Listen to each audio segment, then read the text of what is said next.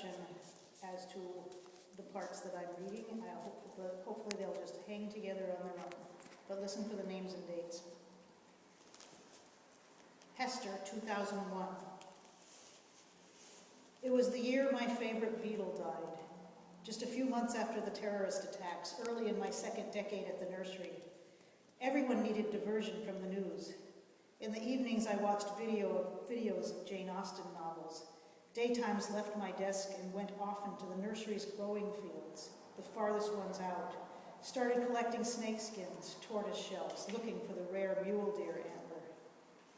I may have heard the voices and ignored them, at ease with the melodious background sound of the Latino workers chatting and laughing among themselves. A closer buzzing was louder, directing me to a patch of gray fur just off the dirt road. There was no smell.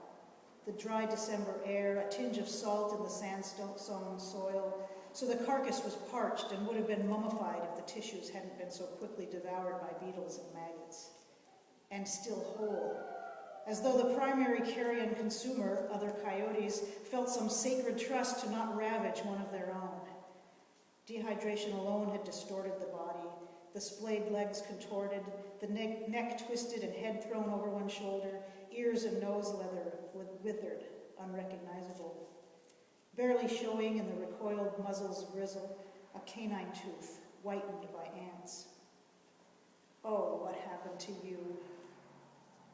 How long had I studied it, bent at the waist, my face hovering above the coyote's body? In the ambiance of the nursery's back lot and surrounding backcountry, the backdrop of Spanish conversation in the distance, my own voice speaking aloud, alone, was not an odd supplement. When I moved, reached to touch it, I already had a leather glove on one hand and my pruner out of my belt sheath, lifted the head and worked the pruner around the spine. The only resistance was from shriveled creases of hide, but the blade was made for 2-inch woody limbs, and the head came free. December in the backcountry, native canyons and hillsides trapped, hemmed in by housing developments and military airfields. The rutted dirt 2-track road unwinds for miles. To the left are 5 acres of 8 varieties of juniper, maple, and sycamore saplings.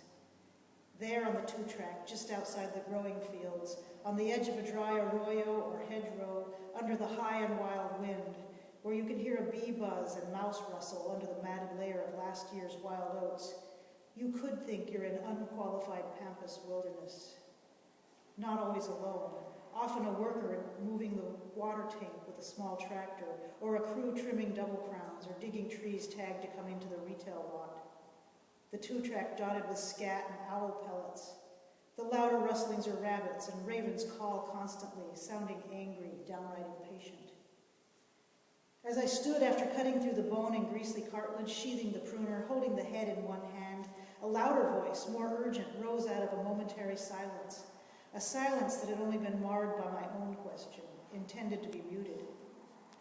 The other voice was not shouting, but still signified some exigency, some alarm. A wooden clatter, an airy whump, then the rustle of escape was neither mouse or rabbit, the fleeing footsteps almost as palpable as my own heartbeat.